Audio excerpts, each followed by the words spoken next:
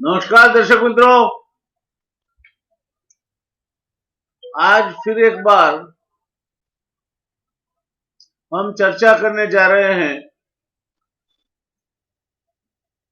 Traumatic experiences, जिसको कहते हैं कि आघातजनक इस तरह के बनाव जो खास करके लड़के और ज्यादातर लड़कियों के दिमाग के ऊपर असर छोड़ते हैं, इनको नर्वस करते हैं और सीधी चल रही गाड़ी को पटरी से उतार देते हैं। फिर एक बार विषय के लिए विषय निष्णात हमारे साथ आज जुड़ी है, जो आपसे आपको परिचय की मोहताज नहीं। फिर भी रश्मि जी खुद एक काउंसलर है, एजुकेशनिस्ट है और इस तरह के किस्से जहां भी होते हैं, जरूरी नहीं है कि अब आजकल तो ये वीडियो कॉलिंग का जमाना है, तो गुजरात के किसी भी कॉर्नर से आप इनसे बात कर सकते हैं। She is an academician and has a style जो सुलझाती है, बातें बातें अपने सामने रखती है रश्मि जी। उसमें एक तरह का पंच होता है, आपके दिमाग में सीधी उतर जाए। अपना ज्ञान किसी और के दिमाग में डालना उतना आसान नहीं, मगर कई लोग ऐसे गिफ्टेड होते हैं, सरस्वती की मेहरबानी होती है उनपे, कि वो जो भी बोलते हैं एकदम सरलता से हम समझ लेते हैं। तो शुरू करेंगे आज की चर्चा। अशोक जी, बात ये थी, हमने अभी अभी तक के जो भी चर्चाएं की और अपने जो दर्शक मित्र हैं उनके सामने जो बातें रखी, उसमें अलग अलग उम्र के लोगों के अलग अलग अनुभव और अलग अलग तरीके के प्रश्नों और खास करके विद्यार्थी जगत में जो भी घटनाएं घटती जा रही है वो आ, आ, वो चर्चाएं और उसकी क्या फलश्रुति हो सकती है और उसको उससे बच्चे को बचाने के लिए या विद्यार्थी को बचाने के लिए क्या उपाय करने चाहिए, ये चर्चा हमने विगतवार की है। दर्शक मित्रों, मुझे आनंद है ये बात आपके साथ शेयर करने में कि जो चर्चाएं हुई इस मुद्दों पे अनेक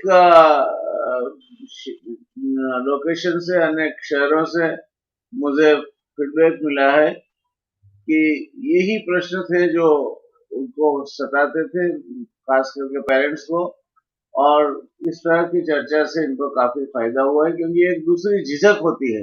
अगर प्रश्न है तो भी जाके किसको बताए, बताना सेफ है नहीं है, बताएंगे तो क्या होगा। ये ये एक तरह की झिझक से बाहर निकलने का ही सरल रास्ता है। तो आज हम ये मुद्दे को आगे बढ़ाते हैं, शुरुआत करेंगे फिर वही मुद्दे से, वही चर्चा से। आज तक हमने कैरियर के लिए बात कही, एग्जाम में सफलता निष्फलता की बात कही, अपनी और कोई खूबियां या खामियां को उसके लिए बात कही। तो आज हम जो चर्चा कर रहे हैं, देखिए अक्सर आप किसी को पूछो ना कि क्या चल रहा है, क्यों दिखाई नहीं देते, तो अक्सर जवाब होता है यार समय नहीं होता है, बहुत व्यस्त रहते हैं हम, और कहाँ समय चला जाता है वो पता नहीं चलता। अब उसके सामने अपने समय के अति व्यस्त entrepreneur and then industrialist Dhirubhai को किसी ने पूछा था कि आपको इतना समय कहाँ से मिलता है, आप इतने सारे काम एक साथ कर लेते हो। तो उन्होंने जो जवाब दिया था वो बिल्कुल सटीक था। धीरू भाई ने कहा था कि जो लोग ये कहते हैं कि हमारे पास समय नहीं है, या तो वो मूर्ख हैं, उनको अपने टाइम का मैनेजमेंट करते नहीं आता, या तो धूर्त है, या फिर आपको मूर्ख बना रहे हैं। तो समय नहीं है, हमारी व्यस्तता है, ये बहाना बच्चों को निग्लेक्ट करने के लिए मैं मानता हूं कि कतई सही नहीं है। आपने बच्चे पैदा किए हैं तो आपकी डिवाइन ड्यूटी है कि वो बच्चों की ठीक से परवरिश की जाए, उनको ठीक से पाला पोसा जाए, ठीक से संस्कार सिंचन किया जाए और ठीक से उनके सामने आने वाली कोई किसी भी आपत्ति हो या किसी भी उलझन हो, उसमें उनके साथ खड़े रह के उनको उसमें से हैंड होल्डिंग करके बाहर लाया जाए। तो ये मुद्दा वैसे लगता है बहुत कॉमन, हर कोई भी कहता है समझ नहीं है, समझ नहीं है, समझ नहीं है, इतने सारे काम आ पड़े हैं, अभी मार्च एंडिंग चलता है, कोई कोई बोलता है कि अभी ये चलता है, मैरिज सीजन चलता है, गेस्ट आए हैं, बहाने ढूंढने जाओगे तो अनेक मिल जाएगी। अशोक जी, पूछना आपसे ये है कि क्या ये व्यस्तता नाम का शब्द हरेक के जीवन में घुस जाता है, और घुस जाता है तो क्या हरेक को तंग करता रहता है? व्यस्तता का मतलब क्या है? मैं आज तक नहीं समझ पाया। मुझे भी कई लोग कहते हैं कि आप इतने व्यस्त रहते हो, कैसे समय निकालते हो? और मुझे तो फिर भी समय निकालने की बात तो ठीक है, व्यस्त रहने वाली बात में तो मैं सहमति नहीं हूँ। अगर आप कुछ करना चाहो और उसके लिए समय नहीं है, तो मैं समझता हूँ कि आपका या तो आयोजन की कमी है या आप में समय यानी टाइम मैनेजमेंट की क्षमता की अधूरप है। तो क्या मानते हैं आप, ये व्यस्तता क्या होती है? नमस्ते सर। आज का जो टॉपिक है कि जो पेरेंट्स के लिए एक उनके दिमाग में एक घंटी बजाए कि कहीं आपकी व्यस्तता आपके बच्चे के लिए खतरा तो नहीं बन रहा, आपके लिए कहीं आपके बच्चे के लिए बहुत खतरे की शुरुआत तो नहीं हो रही आपकी व्यस्तता से। आप जो पूछ रहे हैं कि व्यस्तता क्या हर एक की लाइफ में एग्जिस्ट करती है, तो इसके लिए दो चार सवाल लोग खुद से पूछे कि क्या उनका व्हाट्सएप चालू है, क्या वो इतने ही चीजों का जवाब देते हैं या फिर वो सामने से भी हाय हेलो कर रहे हैं। अगर आप सामने से हाय हेलो कर रहे हैं, अगर आप रोज ब्रॉडकास्ट कर रहे हैं गुड मॉर्निंग के मैसेज, अगर आप रोज फॉरवर्ड मैसेज भेज रहे हैं, अगर आपके पास सबके बर्थडे लिस्ट है, आपको कितने लोगों ने बर्थडे विश किया वो भी आप ध्यान दे रहे हैं, being a parents, being a professional, जो आपका बिजनेस है, जो आपका काम है, आपकी जॉब है, वो सब करने के बाद भी अगर आप ये कर रहे हैं, आप फोटो अपलोड कर रहे हैं कॉफी पीते हुए, कहीं कहीं जाते हुए, और उसके बाद आपको लाइक भी पता है कि कितनी लाइक्स आ रही है, हर एक के कमेंट पे भी आप जा रहे हैं, ये सारी चीजें अगर हो रही है, अगर देखिए, ये आप तो इन सभी एक तरह से रश्मि जी आप जो कह रही है, एक तरह से तो पूरा हमारा जो व्यवहार है, जीवन है, उसमें अलग अलग समय पे बनती अलग अलग घटनाओं का ब्यौरा है। हर एक के जीवन में कुछ न कुछ समय पे बनता रहता है। बच्चे हैं तो उनकी एग्जाम भी आती है, घर है, संसारी लेके बैठे हैं तो मेहमान भी आते हैं, समाज में रहते हैं तो किसी के वहां प्रसंग में भी जाना पड़ता है। तो ये कोई आप अकेले ही इसके शिकार है ऐसा नहीं है। हो सकता है करेक्ट करेक्ट कम ज्यादा एग्जैक्टली मैनेजमेंट जो मैनेज नहीं हो रहा, जो सिस्टम में नहीं है, जो एक सेल्फ डिसिप्लिन है, जो स्वयं शिस्त जिसे हम कहते हैं, वो अगर नहीं है तो हम खुद डिस्टर्ब है पहले तो। और पहले भी जो हमने बात की थी कि एक स्वस्थ इंसान कभी किसी और को अस्वस्थ नहीं करता, और जो खुद खुश नहीं है वो किसी और को कहां से खुशी देगा। सिंपल कि जिसके पास चॉकलेट है ही नहीं, अगर आप इस सेशन के अंत में चाहे कि रश्मि ने बहुत अच्छा काम किया, मुझे इसे अप्रिशिएट करना है, तो मैं चाहता हूं कि मैं इस बच्चे को 2 कैडबरी दूं, तो आप मुझे कैडबरी देंगे तब देंगे ना जब आपके पास होगी, सही है। और इसके लिए आपके पास थोड़ा एक्स्ट्रा हो, आपकी नीड से ज्यादा हो, तो आप कंफर्टेबली देंगे, आप खुश होके देंगे।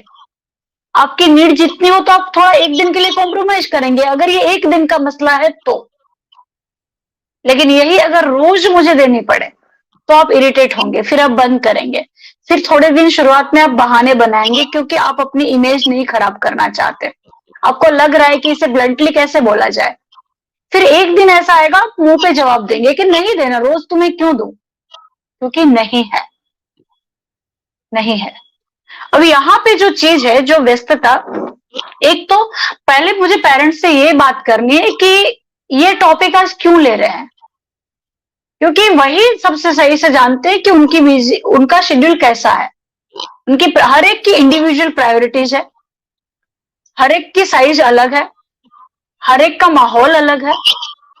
हम आज जो भी हैं, हमें जो जीन्स मिला और हमें जो एटमोस्फेयर मिला, उन दोनों के बदौलत है। इसमें हमारा वैसे देखा जाए तो कुछ ज्यादा हमने तीर नहीं मारा। अगर हम अमेरिका में जन्मे होते तो कुछ और होते, अगर हम साउथ अफ्रीका में जन्मे होते तो हम कुछ और बनते। तो पेरेंट्स से अगर से भी पहले मुझे ये बात करनी, मुझे लगता है कि उन्हें थोड़ा इस चीज में इन्वॉल्व करेगी कि क्यों हमने ये टॉपिक लिया आज। बहुत सालों से ये चीज देख रहे थे कि बच्चे कहीं सुरक्षित नहीं है, शायद सुरक्षित नहीं है जी, बच्चे शायद कहीं भी सुरक्षित नहीं है। अगर वो घर में सुरक्षित महसूस नहीं कर रहे हैं तो वो कहीं सुरक्षित नहीं है। उनके लिए सबसे ज्यादा खतरा है हर जगह, क्योंकि अगर वो कुछ ऐसा फेस करते हैं, उनके साथ कुछ दुर्घटना घट रही है जो उनके इमोशनल बैलेंस को डिस्टर्ब कर रही है, उनके मेंटल बैलेंस को डिस्टर्ब कर रही है, उनके रूटीन को डिस्टर्ब कर रही है, अचानक उनके स्वभाव में या तो एकदम साइलेंट होते जा रहे हैं, या तो ये एकदम चिढ़ रहे हैं, तो इनके साथ अगर कोई सीधी सी बात करे कि बच्चों के साथ अगर फिजिकल एब्यूसमेंट कहीं हो रहा है, तो अगर ये बच्चे, इन्हें घर में वो सुरक्षितता नहीं मिल रही है पेरेंट्स से, वो कनेक्शन नहीं मिल रहा है, तो बच्चे घर पे नहीं मुंह खोल पाते हैं, क्योंकि उन्हें डर है कि जिस दिन वो कुछ कहेंगे तो सबसे पहला रिएक्शन ये आएगा कि तुम्हारे साथ ही क्यों हुआ, तुमने ही कुछ किया होगा। ये बात आपकी बिल्कुल सही है। कई माँ बाप इतने एग्रेसिवली इस तरह की बात को सिंग पे चढ़ाने के लिए तैयार खड़े होते हैं क्योंकि खुद को डिस्टर्बेंस हो जाता है। वो इनका उत्तर जानते नहीं कि जो जो सिचुएशन मेरे बच्चे के साथ अभी हो रहा है उसमें से बाहर कैसे निकाला जाए। तो फर्स्ट थिंग इज कि वो बच्चे को ही डांटेंगे कि तो क्यों तेरे साथ होता है, क्यों ये जाता है, ये जाता है, वो स्कूल में जाता है, वो स्कूल में जाता है, किसी के साथ नहीं होता, तेरे साथ ही क्यों होता है। तो बिल्कुल सही बात कही राइट, आपने। पहला रिस्पॉन्स ही ये होता है कि बच्चे को कैसे डांटा जाए। दबा देते हैं। दूसरी चीज, अगर ये लड़के के साथ हो रहा है तो उसका तो बाहर निकलना बंद कर देते हैं। अगर उसे पढ़ा भी रहे हैं तो पहले तो उसे लेने रखने खुद जाएंगे, रखने लेने जाएंगे, उसका कोई इश्यू नहीं है, पर जिस इंटेंशन के साथ हो जा रहे हैं, बच्चे पे शक करके, वो बच्चा समझ रहा है कि मुझे कोई सुविधा नहीं मिल रही है, ये इन्हें शक है कि मैं कुछ कर रही हूं। फिर इनका ट्यूशन चेंज होता है। सर 90% बच्चे, 90%, ये भी मुझे लगता है मैं कम आंकड़ा कह रही हूँ, और उनका पहली उनकी उनके साथ जो गलत होता है, अनफॉर्चुनेटली सबसे सलामत जगह जिसे हम देखते हैं वहां से शुरू होती है, शिक्षकों से शुरू होती है। सर बहुत ही सुलगता हुआ प्रश्न है ये। तो इससे तो टीचर, जब आप स्कूल में बच्चे को भेजते हैं तो बच्चे का next to the parents is a guardian. Correct, Gujarati में आपको शायद याद होगा कि इसके लिए शब्द है मास्टर। ट्रू, और इसका इस तरह से कभी इसको सरलीकरण या अनुवाद किया जाता है कि माँ प्लस अस्तर। माँ ने जो आपको तैयार किया है बच्चे के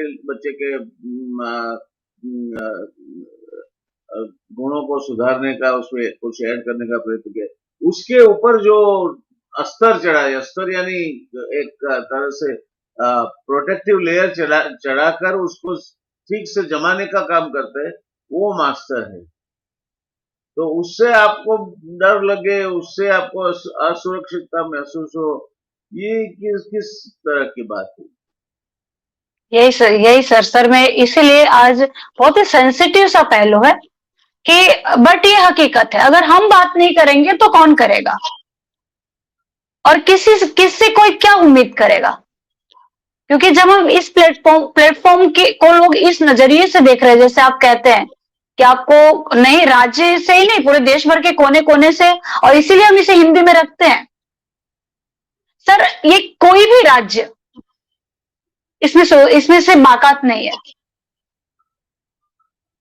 मैंने प्राइमरी कंप्लीट किया, तो बिहार से गुजरात तक या कहीं भी ले लीजिए sir,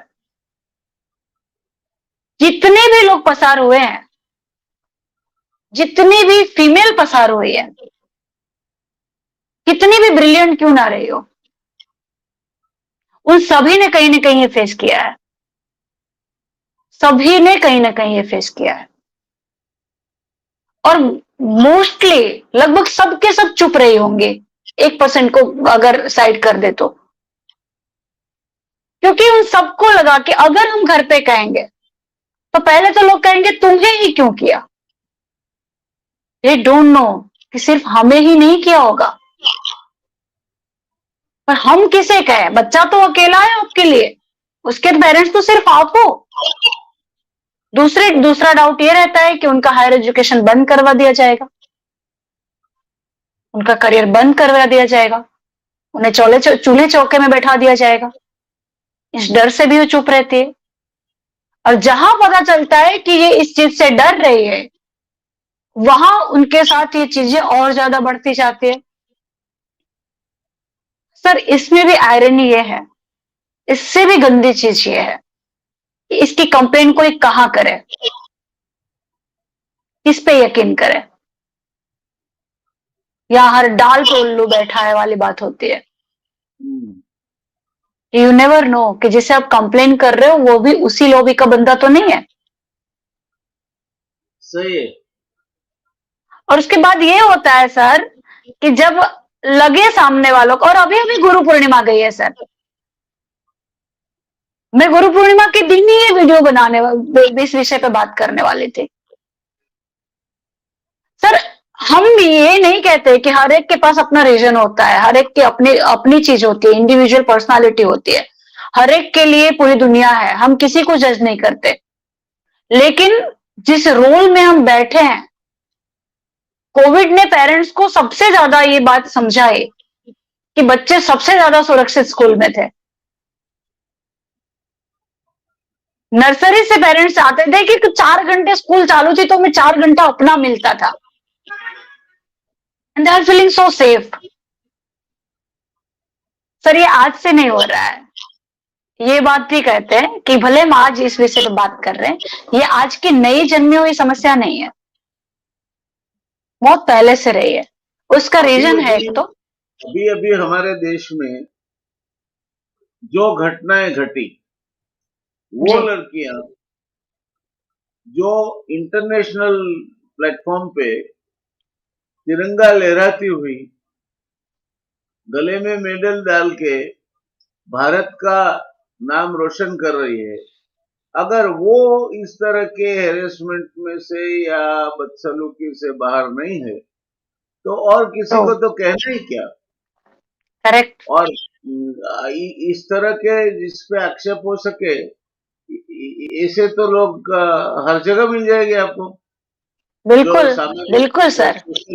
socially who are powerful, जिनके ऑल उनके सामने आप उंगली नहीं उठा सकते, उठाओगे तो आपको साइलेंट कर दिया जाएगा, आपने उंगली उठाई इसलिए आपको ही बदनाम किया जाएगा कि एग्जैक्टली ये जो चेष्टा है वो कोई पहली बार नहीं है, अक्सर ये आप या ऐसे करने की हैबिट में है। हाँ। तो ये मैं सोच रहा था कि अगर देश का जिन लड़कियों ने गौरव बढ़ाया है पहलवानी में, एक तो क्षेत्र ही ऐसा है कि बच्चियां कम जाती है, लड़कियां कम जाती है, उस क्षेत्र में जो अक्सर पुरुष बहुल क्षेत्र है, और जाकर इंटरनेशनल स्टेज पर अपने क्षमता का लोहा बनाना और देश का तिरंगा गुरूर से फहराना, फहराना। हाँ, ये इनके साथ अगर ये हो सकता है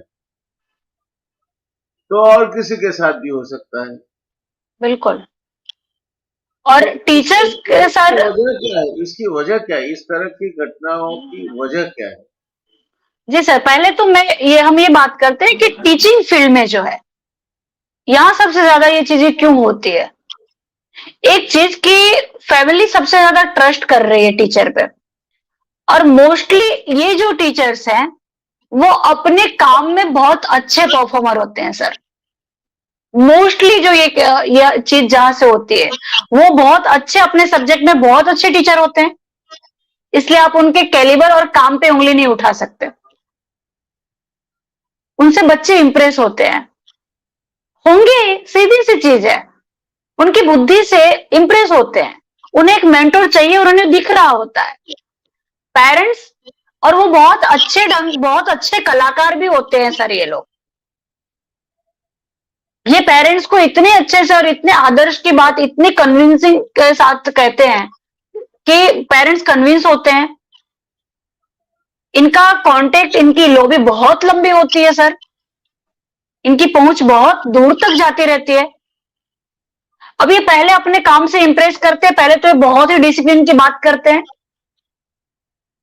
और फिर बच्चों को बहुत मदद कर रहे हो, बहुत सपोर्ट कर रहे हैं, ऐसे सिंपैथी एम्पैथी भी बताते हैं। कई बार ये ऐसा बताते हैं कि ये गर्ल्स को बहुत ज्यादा रिस्पेक्ट और केयर कर रहे हैं,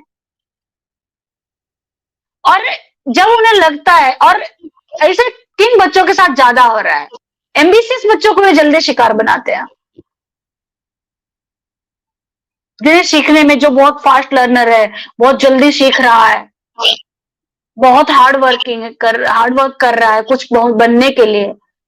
तो इनकी इस चीज पे ये पहले कूदते जाते हैं, पहले पकड़ते हैं, पहले छलांग इनकी आ जाती है। अब इन बच्चों के साथ दूसरे बच्चों के साथ भी होता है सर, ऐसा नहीं कि सामान्य एवरेज बच्चों के साथ नहीं होता है, बट इन्हें ये पहले कैप्चर करते हैं क्योंकि इनके लिए इजी बनता है, ये इनका टारगेट जल्दी बन जाते हैं।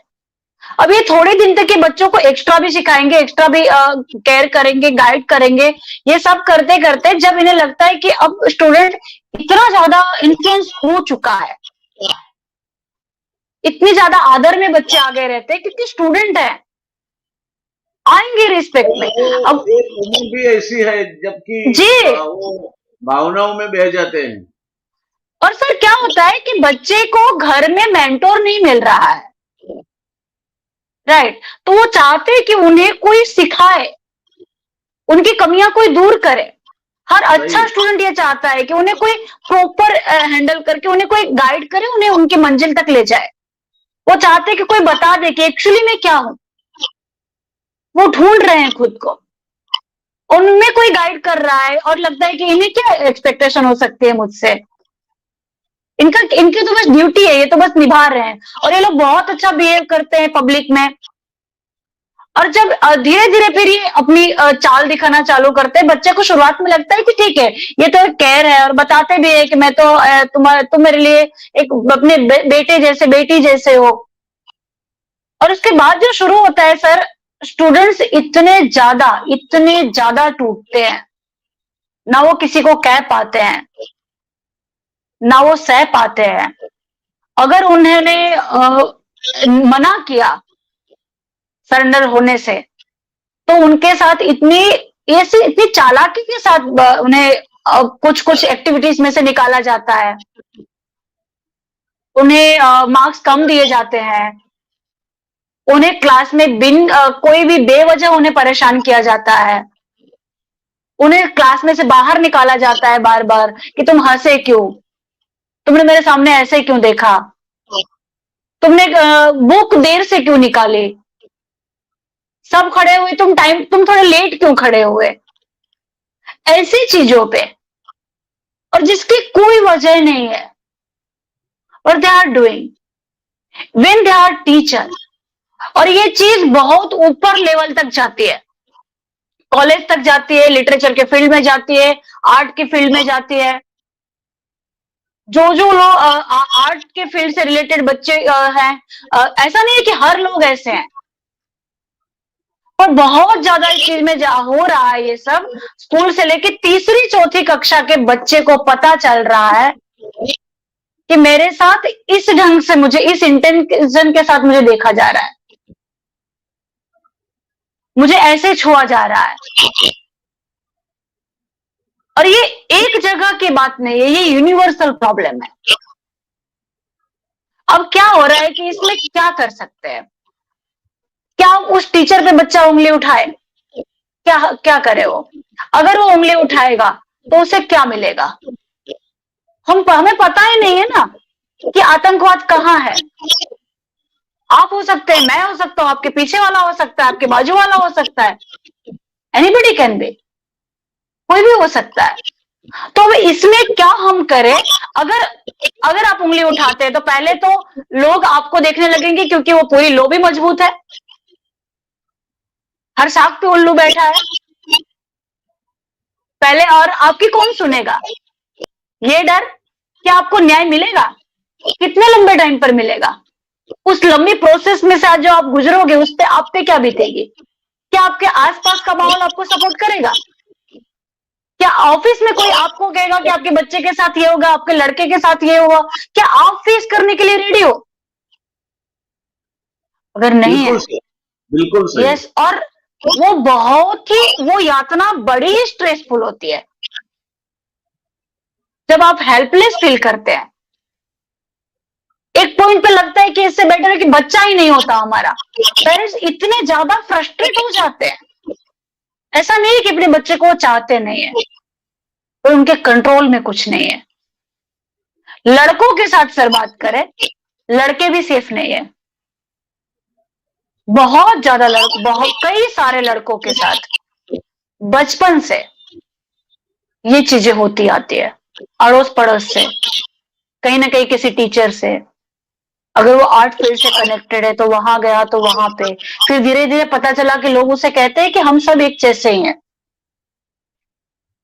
एक और भी चीज है सर कि जो आप तो संसारी बच्चों की बात करते हैं। कुछ समय पहले अखबार में अहवाल आया था कि एक पर्टिकुलर सेक्ट के जो दीक्षार्थी हैं उनके साथ भी दुर्व्यवहार किया जा रहा था। तो ये लगता है कि बेसिकली फ्रॉइड को आप समझाने में सफल रहो, इस तरह के एग्जांपल्स आपको कहीं भी मिलते हैं। क्यों मिलते हैं? तो ये बेसिक नीड है, अर्ज है।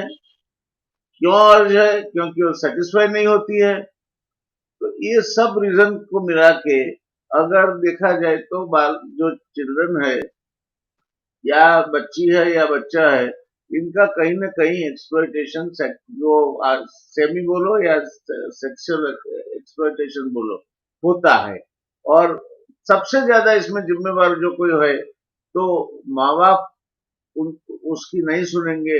ये माँ बाप में अविश्वास जिम्मेवार है। विश्वास है अगर माँ या बाप में तो बच्चा बात करेगा, मगर अगर विश्वास ही नहीं है, उसको लगता है तो ये कहने से तो मेरी बेइज्जती तो होगी, ऊपर से डांट भी पड़ेगी, शायद पनिशमेंट भी होगी, तो वो माँ या बाप से बात नहीं करता। और किसी से बात करने का तो माहौल नहीं है घर में। तो ये मुद्दे ऐसे हैं कि जहाँ किस किस तरह से आप अपने चाइल्ड के साथ ऐसे रिश्ते या ऐसे बंधन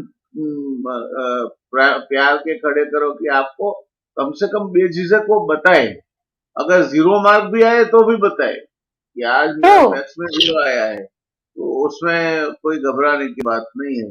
नहीं आना चाहिए अलग बात है, और आया है तो आया है, वो रियलिटी है। तो ये सब चीजों में आप क्या मानते हो, क्या क्या कौन से परिबल इसके लिए कारणभूत है?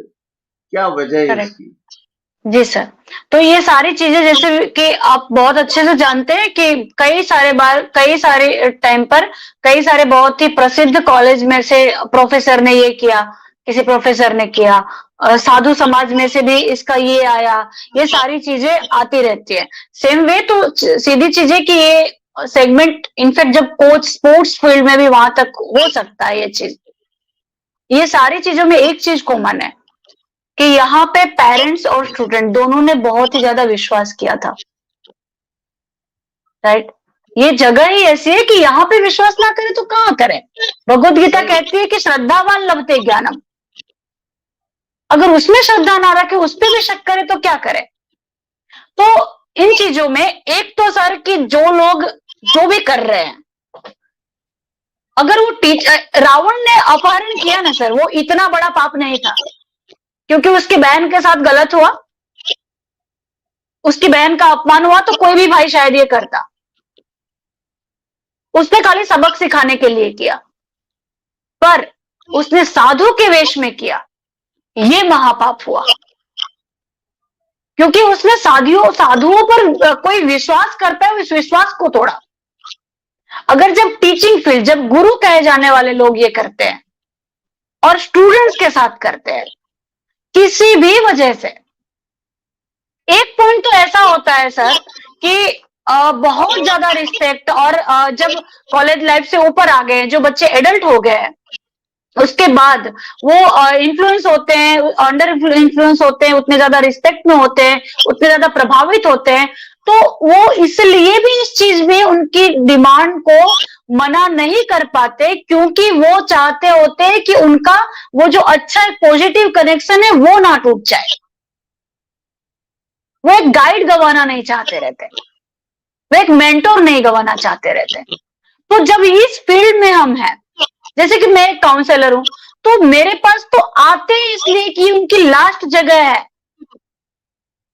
एज मैटर ही नहीं करता, मेरा जेंडर मैटर नहीं करता।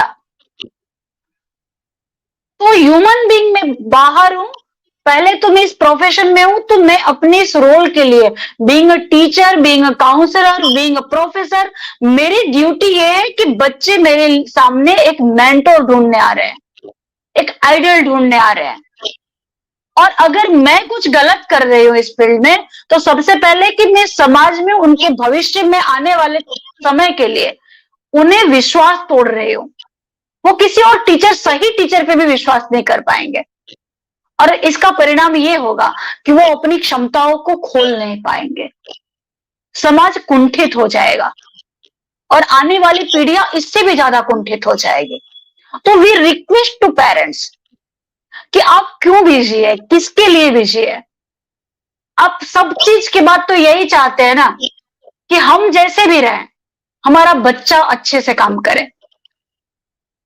हर पेरेंट्स यही चाहता है, वो पढ़ा लिखा हो या ना हो, अगर वो पीएचडी हो या वो कुछ भी ना पढ़ा हो, निरक्षर हो, पर हर पेरेंट्स यही चाहता है कि हम मजूरी भले कर ले, हमारे बच्चे बेस्ट लाइफ बनाए।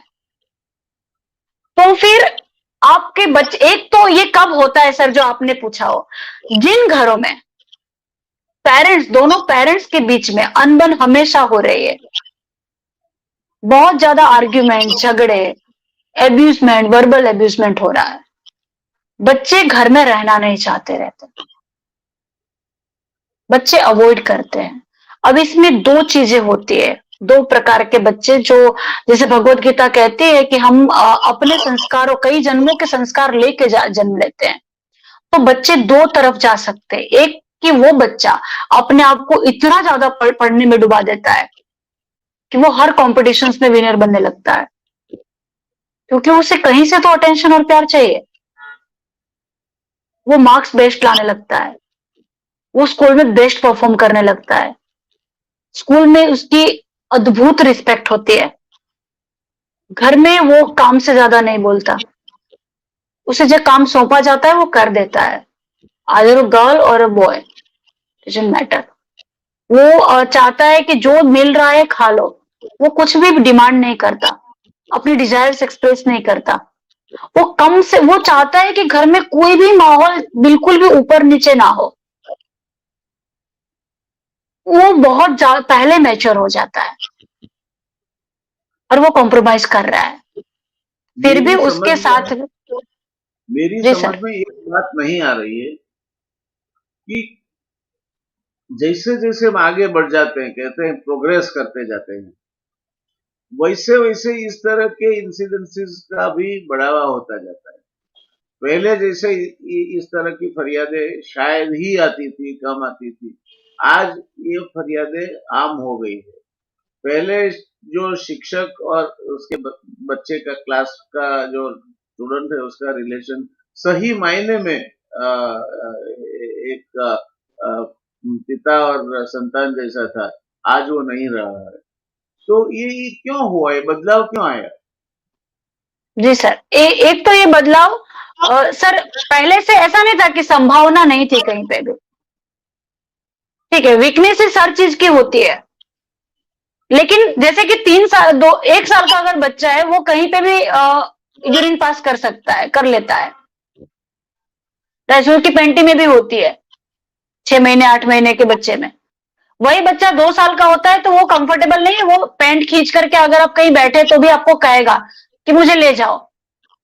3 साल का होता है वो कंट्रोल करने लगता है, वो कहता है नहीं नहीं 5 मिनट आगे जाके ही करूंगा।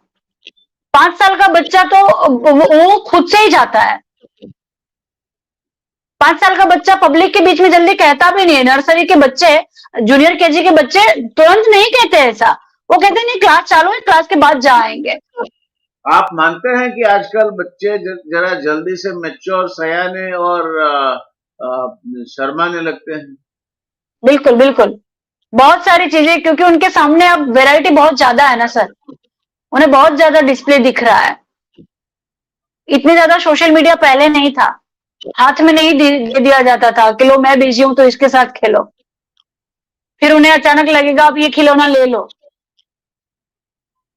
तो ये जो चीजें हैं, और सर क्या है कि एक साइकोलॉजी में हम ईगो को बहुत पॉजिटिव ढंग में देखते हैं। ये जो ईगो डेवलप हुआ उसकी वजह से उस बच्चे को लग रहा है कि अभी चालू क्लास में मैं कंट्रोल कर सकता हूं अगर 5-10 मिनट, तो मुझे चालू क्लास को डिस्टर्ब नहीं करना है, क्योंकि अच्छा नहीं दिखेगा, राइट। तो यही चीज जब हम प्रोफेशन में आते हैं तो हमारी जो बेसिक इंस्टिंक्ट है, जो बेसिक नीड है, जो मर्यादाएं हैं, और वही मजबूती भी है, तो उसे नियमन करने के लिए भी उस ईगो को काम में लगाना चाहिए कि इस चीज में नहीं करेंगे, इसके बाहर हम वो हैं, इस एरिया को तो हम नहीं खराब करेंगे। सर एक आपको एक पेरेंट्स को ये जान, इसलिए मुझे बात करनी है कि उन्हें जानकर हैरानी होगी, बट उन्हें ये जानना चाहिए, उन्हें एक बार हैरानी होनी चाहिए। लेट मी टेल यू कि सर ऐसा नहीं है कि मेल फीमेल में ही हो रहा है, ये सेम सेक्स में भी हो रहा है। मतलब अगर कोई जगह पे एक मेल टीचर आपको लग रहा है कि वो लड़कियों को बहुत प्रोटेक्ट कर रहे हैं, वो लड़कों को ही बहुत ज्यादा डांटता है, और कोई एक स्टूडेंट तो हमेशा टारगेट बन जाता है उसका कि उसे वो रोज बाहर निकाल रहा है, वो फोर्स कर रहा है कि ये बच्चे लायक ही नहीं है, लेकिन कोई एक टीचर ही रोज कर रहा है। अगर वो बच्चा ही लायक नहीं होता तो वो हर किसी के लेक्चर में ऐसा होता, राइट। वो एक के ही लेक्चर में ऐसा क्यों है, और क्या रीजन हो सकता है?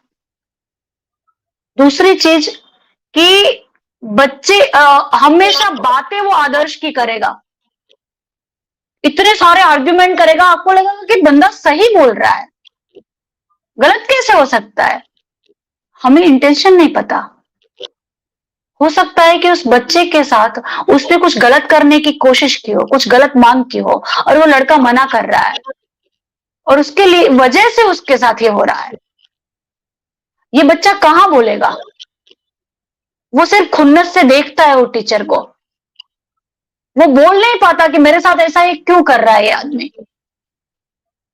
अभी इसके लिए हमें जरूरत है, सी एज अ काउंसलर तो हम हैं ही, कहीं से भी वे ऑलवेज देयर, और हम कंप्लीटली कॉन्फिडेंशियल काम करते हैं। हमारा प्रोफेशनल एथिक्स ये है कि हम बच्चे की बात पेरेंट्स को भी नहीं कह सकते और बच्चे को भी नहीं कहते हम नहीं जरूरत हो तो। लेकिन इन्हें चाहिए कि इनका घर इनके लिए महफूज हो। घर इसीलिए घर है क्योंकि हम जैसे भी थके आ रहे हैं हम अपने घर पे लेट सकते हैं। माँ बाप इसीलिए तो जरूरत है उनके। अगर ये हम कहेंगे कि हमने इतना बड़ा कर दिया तुमने, अगर मैं आप अपने बच्चे को ये कहेंगे तो सर क्या हमने बच्चे के हाथ खींचे लंबे करने के लिए? क्या पैर खींचा हमने? क्या हमने उसके ब्रेन की साइज खींची? ये तो हमसे वैसे भी नहीं होता। और साइकोलॉजी में हमारे पास तो प्रयोग ही इतने सारे कह रहे हैं कि एक दो बच्ची कमला नाम की थी जिसे जंगल में रख दिया, तो जंगल में जानवरों के साथ पली बड़ी, तो उसमें जानवर जैसे गुण आए। वो मांस खाती थी कच्चे, उसके बाल ऐसे उस ढंग से उसकी पूरी बॉडी पर आए थे, वो चलती थी उन चार पैरों से। बड़ी तो वो भी हो गई ना सर। हमारे भागवत के पुराण की कथा ही ये कहती है। आपने प्रॉब्लम तो आइडेंटिफाई कर लिया, करीब करीब उसका डायग्नोसिस भी कर लिया, तो इसको सुधारने के लिए क्या करना चाहिए? क्या स्कूल्स में एक ऐसी व्यवस्था होनी चाहिए कि जो व्यवस्था डिटरेंट बन के इस तरह के बनावों से दूर रहे, या तो यस सर, बिल्कुल होने चाहिए, बिल्कुल होने चाहिए। क्या होना चाहिए? सर स्कूल में तो बिल्कुल होनी ही चाहिए, बट आई रिक्वेस्ट, जब इस प्लेटफॉर्म पर से इतने सारे बुद्धिजीवी लोग हमारे साथ जुड़े हैं तो, और जो पीछे से वीडियो देखने वाले हैं, कि स्कूल में काउंसलर ना बहुत ही ऑथेंटिक काउंसलर रखना चाहिए। इसलिए नहीं कि हमें कागज पे दिखाना है, इसलिए नहीं कि हमें सरकार को बताना है, नहीं, हमें किसी को बताना नहीं है। काउंसलर कभी भी एक नौकर की तरह नहीं होना चाहिए। काउंसलर को ये भी ऐसा नहीं कहना चाहिए किसी भी मैनेजमेंट को या किसी भी स्कूल को कि भाई आप जो काम कर रहे हो हमें आप कंपलसरी बताओ। काउंसलर को बताना भी नहीं चाहिए। कश्मीर जी, यानी उसका मतलब ये हुआ कि आप ये कह रहे हैं कि जो काउंसलर है उसका एक लेटरल स्टेटस होना चाहिए, लाइन स्टेटस बिल्कुल नहीं होना चाहिए। वो नौकरी एग्जैक्टली नहीं है, वो हाँ फीडबैक देते हैं और उस फीडबैक का अमल होना चाहिए। एग्जैक्टली वो एक एक्सपर्ट की तरह है। और काउंसलर कभी गुलाम नहीं होना चाहिए सर। सिर्फ सो कॉल्ड काउंसलर्स नहीं रखने चाहिए, ऐसे काउंसलर कि जिन्हें जो एक्चुअल में जानते कि उनका धर्म क्या है।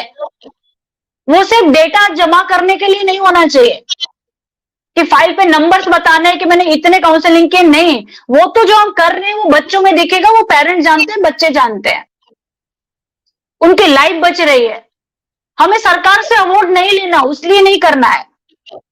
तो सिर्फ डिग्री लेकर के काउंसलर नहीं चाहिए, क्योंकि सिर्फ डिग्री से एक्चुअल काउंसलर बाहर नहीं आता। उसके लिए बहुत सारी चीजें चाहिए, और काउंसलर को एम्प्लॉय के नजरिए से देखना भी नहीं चाहिए। काउंसलर अगर प्रॉपर है वो तो जान ही रहे, वो एक एक्चुअली जब वो काउंसलर है तो वो चाहता ही है कि आपके इंस्टीट्यूशन का एटमॉस्फेयर बहुत ही डिसिप्लिन बने। बट द सेम वे कि अगर वो आपको कह रहा है कि बच्चे अगर किसी भी टाइम पे काउंसलिंग में आना चाह रहे हैं तो आप उसे आने दीजिए, तो वो आपकी डिसिप्लिन तोड़ नहीं रहा है। राइट, वो आपकी डिसिप्लिन नहीं तोड़ रहा है, क्योंकि कई बार बच्चे अपने आप में जब उन्हें लगता है कि उन्हें जाना है, लेकिन अगर उन्हें कहा गया है कि तुम सिर्फ 3 बजे जाओगे, तो 2:30 से 3 बजे के बीच में उसका माइंडसेट बदल गया। हाँ, लेकिन काउंसलर प्रिंसिपल के साथ कोऑपरेट करेगा। अगर वो जेन्युइन काउंसलर है, उसे समझ में आ रहा है, तो प्रिंसिपल को बताएगा कि ये बच्चा भी यहाँ है और इसकी इतनी रिक्वायरमेंट है, तो आप थोड़ा कोऑपरेट कर लीजिए, बाकी ये बच्चा कल से आपके टाइम पर ही आएगा। और वो चीजें सेटल होती है, होती है ये चीजें सेटल, ऐसा नहीं है कि नहीं होती है। और सब सर, इन प्रॉब्लम में सबसे ज्यादा इंपॉर्टेंट कि पेरेंट्स अगर बहुत बिजी है तो काम के लिए ही है, बट वो अपने बच्चे को एहसास कराते रहे कि वो अपने बच्चे से प्यार करते हैं, और उससे भी ज्यादा कि वो अपने बच्चे पर यकीन करते हैं। I trust you and I proud of you, whatever you are, I trust you, we are with you wherever you are, we are just a call away. कहीं पे भी हो, कहीं पे भी हो, किसी भी सिचुएशन में हो, कितनी भी बड़ी गलती कर चुके हो, we are there with you. ये ये यकीन कराना ही काउंसलर का जो फीडबैक मैकेनिज्म है, क्योंकि अगर फीडबैक मैकेनिज्म ठीक नहीं रहा, काउंसलर तो एनालिसिस कर देगा। अगर फीडबैक मैकेनिज्म ठीक नहीं रहा तो भूल सुधार का अवसर भी प्राप्त नहीं होगा। तो ये फीडबैक मैकेनिज्म क्या स्कूल मैनेजमेंट के साथ होना चाहिए, पेरेंट्स के साथ होना चाहिए, कितनी फ्रीक्वेंसी पे होना चाहिए, इसके बारे में क्या ख्याल है आपको?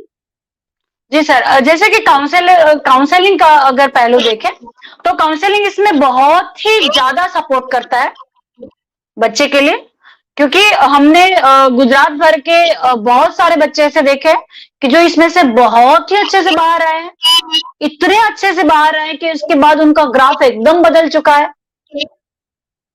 उनका मतलब बहुत सारी चीजें एकदम बदल चुके हैं वो, और बहुत ही फोकस से काम कर रहे हैं।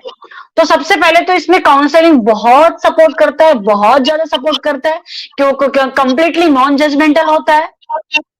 बच्चे को ही पता है कि हाँ ये कॉन्फिडेंशियल, दूसरे कि काउंसलर जानता है कि उससे कितनी बात करनी है, किस टोन में करनी है, किस लहजे में करनी है, और कितने आराम से करनी है, कहाँ कितना रुकना है, कहाँ कितना नहीं करना है। फीडबैक सेशन जब चल रहा है, यस यस जी, तब बच्चे को भी वहाँ हाजिर रखना एज ए स्टेक होल्डर आप वाजिबी समझते हैं? हाजिर रखना चाहिए, नहीं रखना चाहिए?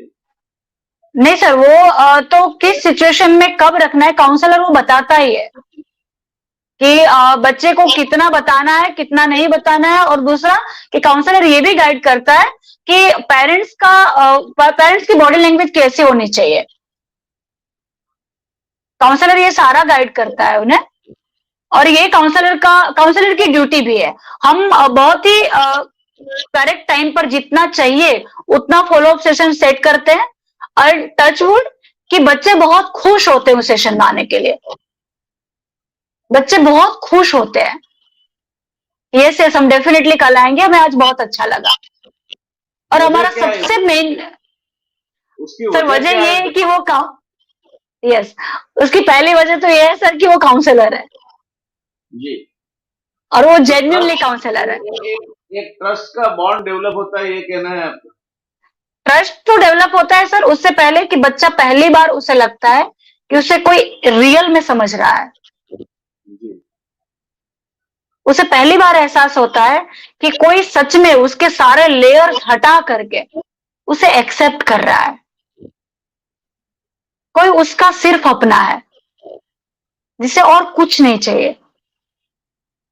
और काउंसलर सर क्या है, काउंसलर का रोल है कि वो सामने वाले की अंतरात्मा की आवाज बने, उसका रोल सिर्फ इतना है। काउंसलर कोई एडवाइजर नहीं है, काउंसलर कोई पेरेंट्स नहीं है, काउंसलर टीचर नहीं है, काउंसलर ट्रस्टी नहीं है, काउंसलर सिर्फ काउंसलर है। काउंसलर को बहुत ही अच्छे से याद होना चाहिए हमेशा कि मेरा रोल सिर्फ उसकी इनर वॉइस बनना है। बच्चे को पहली बार लगता है कि कोई और काउंसलर सुनता है सर। पहले जो फरियाद के रूप में सुना जाता था वो अभी कॉमरेडशिप डेवलप होती है, एक तरह से टीममेट के रूप में सुना जाता है। इतना फर्क जब बिहेवियर में आ जाए तब फिर बच्चे को उसमें और ज्यादा इंटरेस्ट भी रहेगा और असर भी होगी। काउंसलर ट्रेंड लिसनर है, पहले तो वो सुनता है, वो हर चीज सुनता है। जहां उसे लगता है कि इसे बोलने में हम पूछते भी है कि क्या मैं आपको बोलने में मदद करूं, और वो कहते हैं कि हाँ प्लीज कीजिए। हम जस्ट एक पिन का काम करते हैं, फिर गुब्बारे में से निकलता है, और जितना निकलता है सर, मैंने 6 घंटे के एक सेशन कंटिन्यू 6 घंटा इस चेयर पे इसी पोजीशन पे बिना उठे पूरे 6 घंटे के सेशन लिए हैं सर। बच्चा भी 6 घंटा बैठा हो, 6 घंटे तक वो बोलता रहा हो। यस, 6 घंटे तक सर वो बोलता रहा। नहीं मगर एज ग्रुप कौन सा? एज ग्रुप सर 12th ले लीजिए, 12th का मतलब 16-17 साल। 6 घंटे बोलता रहा, अभी भी बैठता और मैं अभी भी सुनती। बट उसे कहीं जाने का ही था, निकलना पड़े ऐसा था, डेट्स वाई। और ये ऐसे एक बच्चे नहीं, ऐसे कई सारे सेशन सर मैंने एक्सपीरियंस किए हैं कि जहां मैंने उसे कहा हो कि आज मेरा सिर्फ यही काम है,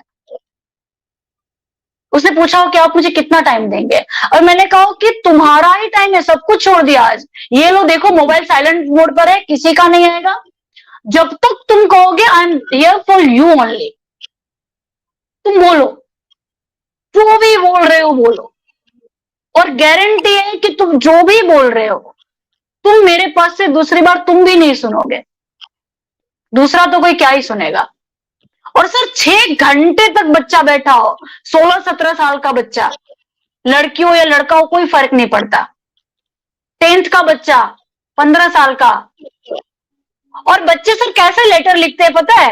वो लेटर लिखते हैं कि आपने मुझे कहा है कि इतने मार्क्स लाओ, ठीक है तो मैं मार्क्स तो ले आऊंगा या ले आऊंगी, पर मुझे फिर एक चीज चाहिए कि आप मुझे पूरा एक दिन दोगे, एक दिन आप सिर्फ मुझे दोगे। एक बार 4th-5वीं कक्षा के बच्चे ने एक लेटर लिखा था कि मैं रोज है ना, मुझे एक ख्याल आता है कि एक बार मैं आपको किडनैप कर लूं और मैं आपके अपने घर ले जाऊं, और मैं सिर्फ मैं और आप रहेंगे उस रूम में, और कोई नहीं रहेगा, पूरा एक दिन आप सिर्फ मेरे साथ रहोगे। सर 6ठी कक्षा के बच्चे को भी, मैंने 7th-8th के बच्चे को देखा है कि वो 4-4 घंटे तक बोलते हो, और सुना है आराम से। एंड दे ऑलवेज सेज कि आप इतने ध्यान से कैसे सुन सकते हो, मैं कितनी बकवास कर रहा हूँ या कितनी बकवास कर रही हूँ मैं, कोई नहीं सुनता है ऐसे, you are the first person कि जो कह रहा हो कि नहीं नहीं मैं सुन रही हूँ। सर टीचर सेशन में, एडल्ट काउंसलिंग्स में जब हमने उन्हें कहा हो किसी पेरेंट्स को या किसी प्रोफेशनल को, हर प्रोफेशनल कहीं ना कहीं तो पेरेंट्स है, मैंने से देम कि बस मुझे आपको सुनना है, एंड लिटरली इनकी आंखों में पानी आ गया। ये फीडबैक आपको जो बच्चे की ओर से मिला, जी इस तरह का और इसके नजदीक वाला कोई फीडबैक पेरेंट्स की ओर से मिला है कि हाँ हमारी ये भूल हो रही थी, हम शायद हमारे बिल्कुल, लड़के को नहीं देख पा रहे थे, यस यस यस, आपने हमें इसका एहसास कराया। यस यस सर, बहुत अमेजिंग फीडबैक मिले पेरेंट्स से, पेरेंट्स ने ऐसे लेटर दिए हैं और आके कहने आए हैं मुझे कि मैम आपको हम पूरा यकीन के साथ कहते हैं कि आप जो हो, आपको बहुत बड़े बड़े ऑफर्स मिलेंगे फाइनेंशियली, आपको किसी भी लेवल पे आपको मिलेगा और आप डिजर्व करते हो, बट हम आपसे रिक्वेस्ट करते हैं कि प्लीज आप ये मत छोड़ना जगह, क्योंकि हमारे बच्चे को फिर ऐसा काउंसलर नहीं मिलेगा। जी, और बहुत अच्छे फीडबैक मिले कि जहां पेरेंट्स ने आके कन्फेस किया हो कि मैम पहले तो हमें ऐसा लगता था, बट थैंक गॉड कि आप हमें मिले और हमें ये पता चला, और इसके बाद मेरे और बच्चे का रिलेशन काफी अच्छा हो चुका है। अमेजिंग फीडबैक मिले हैं पेरेंट्स की ओर से, आई एम सो ब्लेस्ड कि मुझे बहुत अच्छे फीडबैक मिले हैं। पेरेंट्स ने मुझे बहुत रिस्पेक्ट, बहुत प्यार दिया है, यहां तक कि मैंने उन्हें कहा हो कि कल बच्चे को ये खिला देना, तो उन्होंने खिला दिया हो sir, and they said like कि नहीं आपने बोला हो ना तो हमें नहीं पूछना कि क्यों। अमेजिंग फीडबैक मिले हैं। ये जो वननेस का जो बॉन्ड है, जो बच्चा बाहर फोर्ज कर सकता है, वो पेरेंट्स के साथ क्यों नहीं कर सकता? क्या तकलीफ है इसकी? सर इसमें बहुत सारी चीजें हैं, जैसे कि अगर मैं एक मेंटर या फिर मैं किसी टॉपिक पे जो आपसे, अगर कोई पेरेंट्स को सुझाव देना चाहोगी इन जनरल, तो आपके सुझाव क्या होंगे? सर पहली चीज तो कि वो पेरेंट्स हैं, ठीक है, तो एक डिस्टेंस हम इंडियन कल्चर में कहीं पे भी होगा, ऐसा नहीं है कि हमारे कल्चर में, बट मैं जो बात अपने मेंटर से, जो मैं अपने टीचर से कह सकती हूँ या मैं अपने काउंसलर से कह सकती हूँ, वो हर चीज मैं अपनी मम्मी से नहीं कह सकती, ठीक है, मैं नहीं कह सकती क्योंकि वो मेरी माँ है, वो मुझे 35 साल जानती है, 30 साल जानती है, मुझे 15 साल जानती है, उसके भी, वो भी ह्यूमन बीइंग है ना, हो सकता है कल वो भड़क जाए, वो बता दे, वो मुझे सुना दे कि कल तो तुम ही ऐसा बोल रहे थे, आज फिर तुम कह रहे हो कि वो अच्छे इंसान है। तो एक तो वो पेरेंट्स है और उसमें उनकी कोई गलती भी नहीं है उतनी ज्यादा, ठीक है, तो पहले तो उन्हें काउंसलर से मिलना चाहिए, स्कूल में काउंसलर होने का बेस्ट फायदा ये रहता है कि उन्हें कोई अलग से नहीं जाना, वो जान गए होते हैं, थोड़ा समझ गए होते हैं। एक What ये भी should be फायदा होता है। normal? What should be normal interval they should be meeting the counselor? Sir interval मतलब हमारा तो जैसे कि हम यहाँ पे जहाँ पे मैं थी, जिस इंस्टीट्यूशन के साथ हुई थी, तो हम तो उन्हें पूरा टाइम देते हैं, उनकी अपॉइंटमेंट सेट होती है। अब उसमें कैसी सिचुएशन है उस पर डिपेंड करता है कि हम फॉलो अप सेशन कितने टाइम पे रखेंगे। कई बार हम रोज रखते हैं, कई बार हम एक साथ 2-2 घंटे का रखते हैं, डिपेंड्स की प्रायोरिटी क्या है। नहीं, what I am talking about is the feedback session कि भाई 15 दिन में एक बार मिले आपको, एक हाँ। रिव्यू दिया कि नहीं इतनी इतनी बातें हुई थी, अब उसमें से ये चीज अच्छी हुई है, यहाँ कुछ ज्यादा सुधार नहीं है, और हाँ। यहाँ तो बिल्कुल जस का तस है। इस तरह का एक broad feedback which could last correct.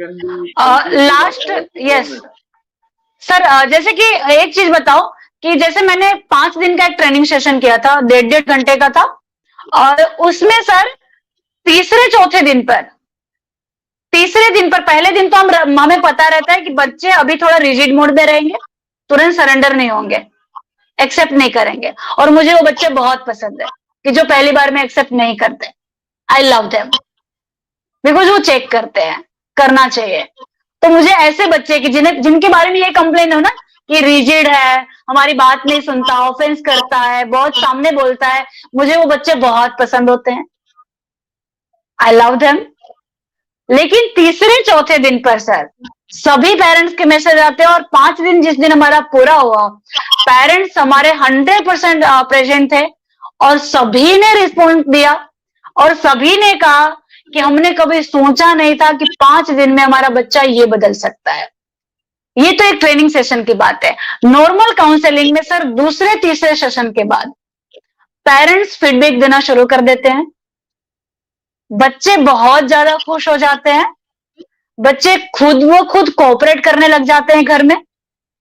जो सिम्टम्स आप देख सको, आपकी आंखों में आए उड़ के, इतने ज्यादा बदलाव आते हैं। तीसरे सेशन के बाद तो सर मुझे लगभग 100% पेरेंट्स से फीडबैक मिलते हैं।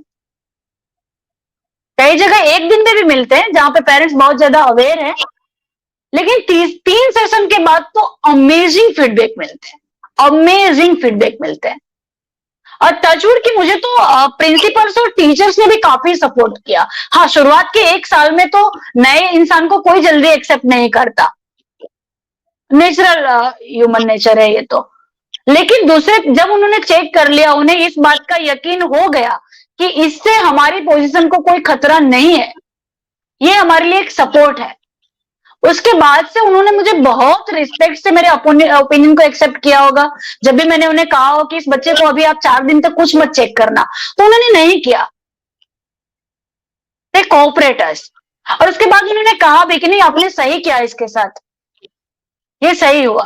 तो एक तो काउंसलर में खुद भी बहुत ज्यादा धीरज चाहिए, क्योंकि एक ऑफबीट फील्ड है, इसे आपके काम से ही इस फील्ड को एक पहचान मिलेगी, क्योंकि आपकी रिस्पॉन्सिबिलिटी है कि आप करते रहो। और सबसे अच्छी चीज कि काउंसलर कभी भी क्रेडिट नहीं लेता, कभी भी क्रेडिट नहीं लेता।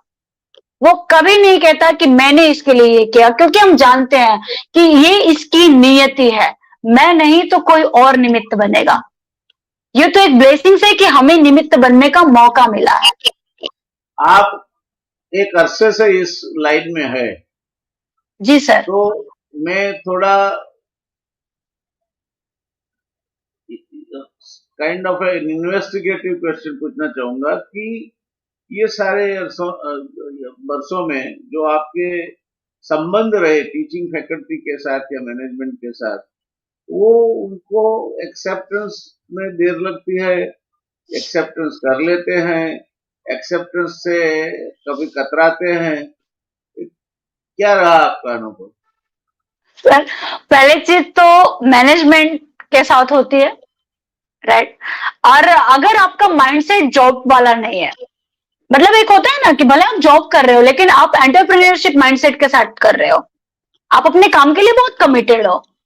जैसे कि मैं हूं, मेरे टाइप के जो लोग हैं वो कह देंगे कि सर आपके इंस्टीट्यूट में मैं काउंसलर हूं, लेकिन मैं आपको रिपोर्ट नहीं दे सकते क्योंकि ये मेरी रिस्पॉन्सिबिलिटी है। तो सबसे पहले तो मैनेजमेंट, पूरी मैनेजमेंट तो एक्सेप्ट नहीं करते। उन्हें लगता है कि भाई इसे बैठे बैठे हम क्यों इतना दे रहे हैं, इसका काम क्या है, बात करना है, तो हम क्यों दे, इसकी एज क्या है तो हम क्यों दे। क्योंकि अगेन ये एक ऑफबिट फील्ड है, इसे समझने के लिए भी बहुत ज्यादा डेप्थ चाहिए। इसे वही आदमी समझता है जिसने इसका एक्सपीरियंस किया है।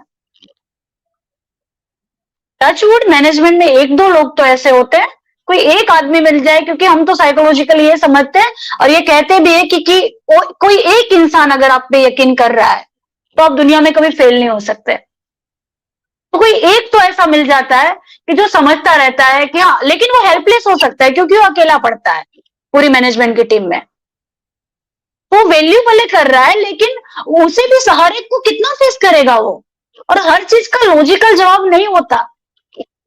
क्योंकि वो किसे पता है, वो जो सुसाइड अटेम्प्ट करके आया हुआ बच्चा है उसे पता है कि काउंसलर उसके साथ बिना बोले 10-10 घंटे बैठ रहा है।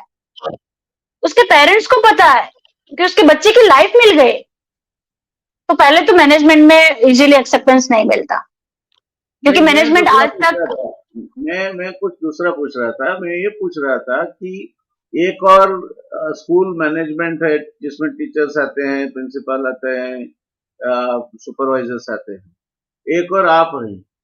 संख्या की दृष्टि से वो कई ज्यादा है। आप अकेले या शायद एक या दो और आपके साथ जुड़ते हैं तो माइक्रो वो बनता है। मगर काउंसलिंग तो 1:1 होता है, तो उसमें तो ज्यादा संख्या का अवकाश नहीं। तो ये किस तरह से जुड़ते हैं एक दूसरे के साथ? How the teacher would say that नहीं, ये काउंसलिंग तो बहुत अच्छा है और काउंसलिंग की वजह से बच्चे का पढ़ना, बच्चे का कॉम्प्रिहेंशन, उसका दूसरे बच्चे के साथ का व्यवहार सब में सुधार होता है। जी। तो सर थिंग्स पहले तो क्या होता है कि जी, मैं खाली एक होता है, एक सिर्फ काउंसलर है। मेरा ये हुआ कि मैं 2010-11 से मैं अपना इंस्टीट्यूट चला रहे थे, mind power trainer and memory power trainer, memory trainer and mind trainer. तो और उससे भी पहले से कि मैं बहुत पहले से पब्लिक स्पीकिंग फील्ड में थी। तो मैं एक जनरल गाइडेंस, पेरेंटिंग सेमिनार, जो मास काउंसलिंग है, लेकिन जैसे कि 400-500 बच्चों के साथ एक बार मास काउंसलिंग करना। दूसरी चीज कि अगर जब लोग ये देखते हैं कि इसे क्लास कंट्रोल करने की जरूरत नहीं पड़ती है, मैं पहले से ही मानती हूँ कि क्लास कंट्रोल करना ही नहीं रहता है, किसी को कंट्रोल करने की जरूरत ही नहीं रहती है। तो मैंने 600 बच्चों के साथ एक साथ लेक्चर्स लिए हैं और 3-3 घंटे के लिए, विदाउट एनी वीडियो। और 3 घंटे में 600 बच्चे, 10th to 12th के बच्चे सीढ़ी पर बैठे हो, आधे तो मेरे साथ 50 स्टेज पर बैठे हो, लेकिन हमें कभी भी एक भी बच्चे को कुछ कहना नहीं पड़ा। हमें कोई ऐसा नहीं चाहिए था जो आकर के आधे बच्चे को शांत रखे। तो एक तो ये चीज आपके काम को रिस्पेक्ट की ओर ले जाती है, आपको एक्सेप्ट करते हैं। तो अगर आप स्कूल काउंसलर बनना चाहते हैं, अगर आप चाहते हैं कि सही से आप बने, तो आपके लिए जरूरी है कि आप मास के साथ भी कनेक्ट हो, आपका रीडिंग अच्छा हो, आप अच्छे लोगों को सुनते हो, और आप जानते हो कि आप एक्सेप्ट कर रहे हो कि ये एक ऑफबिट फील्ड है, आपको मेहनत लगेगी, आपको क्रेडिट लेना ही नहीं है। आपको आज आप कहिए कि आप it is easier said than done. वो कैपिटल आई यस, तो कहीं ना कहीं आ जाता है। आ और ही जाता है सर, आ ही जाता है। दूसरी बात मैं पूछना चाहूंगा आपसे ये है कि जिस तरह से स्टूडेंट काउंसलिंग जरूरी है और उसको समझना जरूरी है, सिमिलरली मैं भी अगली बार हमने जब चर्चा की तब आपने ही सम्मति दी थी कि पेरेंट काउंसलिंग इससे भी ज्यादा जरूरी है। क्योंकि बहुत ज्यादा पेरेंट्स जरूरी है। ये जो मटेरियल है वो है नहीं, या तो और है तो उनका ईगो आने नहीं देता वो मटेरियल। करेक्ट तो करेक्ट। आप कैसे हल निकालती हैं इसका? सर उसमें टाइम लगता है। देखिए ये सारी चीजें एक तो टाइम लेती है, लेकिन इवेंचुअली जब पेरेंट्स को ये पता चलता है कि नहीं, वहां पे जो 4 पेरेंट्स गए थे वो कहते हैं कि हमें बहुत मजा आया। दूसरा, मैंने उसका नाम रखा, मैंने अपने आप को वक्ता के टाइटल से हटाया, काउंसलिंग, पेरेंट्स काउंसलिंग में, और मैंने उसका नाम रखा संवाद सेतु। जो मैं सिर्फ एक ब्रिज हूं, मैं इधर भी नहीं हूं, इधर भी नहीं हूं, और मुझे पता है कि मैं सिर्फ एक ब्रिज हूं। यानी भारत जैसे नॉन अलाइंड है आप। जी। नहीं अमेरिका के इसका, साथ। अरे बिल्कुल बिल्कुल। और सर इसके जरिए ये होने लगा है अब तो कि टाइम लगता है कि, लेकिन आपने अगर कंसिस्टेंसी की है, मेंटेन किया है अपने आपने क्वालिटी को, आपने ये नहीं देखा कि 6 पेरेंट्स आए हैं तो आप करोगे कि नहीं, नहीं। एक बार ऐसा भी हुआ है कि सिर्फ 6 पेरेंट्स आए थे, पर हमने टाइम रखा था कि हम 9 बजे शुरू करेंगे, हमने डॉट 9 बजे शुरू किया, और हमने 10 बजे पूरा करना था, हमने 10 बजे पूरा किया 6 पेरेंट्स के साथ। लेकिन एक बार जब लोगों को पता चल गया कि नहीं यार ये कमिटेड है, और एक्चुअली इससे कोई फर्क नहीं पड़ता है आप जा रहे हो नहीं जा रहे हो, तो पेरेंट्स आते हैं sir. Discipline on the part of counsellor is the exactly, basic first requirement. Thing very. और ऊपर से काउंसलर एडवाइजर नहीं होना चाहिए। काउंसलर को पता है, मुझे पता है कि जो पेरेंट्स आए वो मुझसे ज्यादा जानते हैं अपने बच्चे के बारे में। तो एक तो कोई भी आज कोई मुझे एडवाइस देने लगेगा तो मैं कितना ही सुनूंगी, और मैं क्यों जाना पसंद करूंगी। तो काउंसलर एडवाइजर नहीं है, काउंसलर एक ब्रिज है। जी, आपको उनके पास से उनकी घड़ी मांग के टाइम बताना है। बिल्कुल समझ सकता बिल्कुल हूँ सर। मैं, ये जरूरी है क्योंकि somebody else looking at your child and you looking at your child, दोनों अलग है। दो बातें अलग है। तो रश्मि जी काफी बढ़िया बात हुई आज। इसको जी आगे सर, थैंक बढ़ाएंगे यू। डायलॉग को हम। और फिर एक बार मुझे आपको कहना है कि ये जो हमारे सेशन है उसका जो फीडबैक आता है वो काफी अच्छा आता है। यहाँ तक कि एक दो और जो इस क्षेत्र में है लोग, वो उनको यहाँ हमारे ये सेशन में आना है, यहाँ तक का रिस्पांस आता है। तो वाह, मैं कहूँगा कि आप जो करते हैं वो बिल्कुल सही रास्ते पे है, और ये एक एक तरह से समाज सेवा का और बच्चों की सेवा का बहुत अच्छा काम हो रहा है। तो धन्यवाद आपको। Thank you so much sir, thank you so much आपको सर, थैंक धन्यवाद, आप इतने अरसे तक जुड़े हमारे साथ और चर्चा का लाभ लिया। कोई भी प्रश्न है आपको तो आप हमें भेज सकते हैं। अगली बार से हम रश्मि जी का मेल आईडी भी रखेंगे यहाँ, ताकि आप सीधा उनसे संवाद कर सकें। यू। Sure sir. तो सीधी बात एक दूसरे से संवाद से तो हो जी, सकता है। तो ठीक है, आज आपका ये चर्चा जो है उसको मैं अंत तक ले जाता हूँ। मिलेंगे कल एक दूसरा विषय, दूसरी पैनल, दूसरी चर्चा के साथ, और ऐसे ही हमारी रफ्तार चलती रहेगी। हम 150 एपिसोड पूरा करके अब 200 की ओर जा रहे हैं। वाओ, सिमिलरली हमारे रजिस्ट्रेशन भी जिस तरह से बढ़ रहे हैं, मैं समझता हूँ कि गत 1.5-2 महीने में करीब 2000 के ऊपर रजिस्ट्रेशन बढ़े हैं। ये कोई छोटी मोटी बात नहीं है। ये सब दर्शक मित्रों आपका प्रभाव है, आपकी हमारे प्रति जो प्रेम और लागनी है उसका रीजन है। मैं फिर भी चाहूंगा कि आपका चैनल है, आप, हम और हमारे गेस्ट जब तीनों इकट्ठे होकर सिंक्रोनाइजेशन में चलते हैं तभी ऑप्टिमम रिजल्ट, यानी जो हमें प्राप्त करना है वो प्राप्त हो सकता है। तो आप जितना भी इंटरेस्ट होंगे, आपके दोस्त है, रिलेटिव है, उनको भी रजिस्ट्रेशन कराओ। कुछ प्रश्न है तो हमें बिल्कुल बेझिझक भेजो, और नियमित ये चैनल देखते रहो, तो हम मानते हैं कि हमारी मेहनत जो हम कर रहे हैं इसके पीछे वो सफल होगी। तो आज के लिए बस इतना ही। धन्यवाद, शुभ थैंक रात्रि। यू सर, धन्यवाद Rashmi ji. Thank you sir.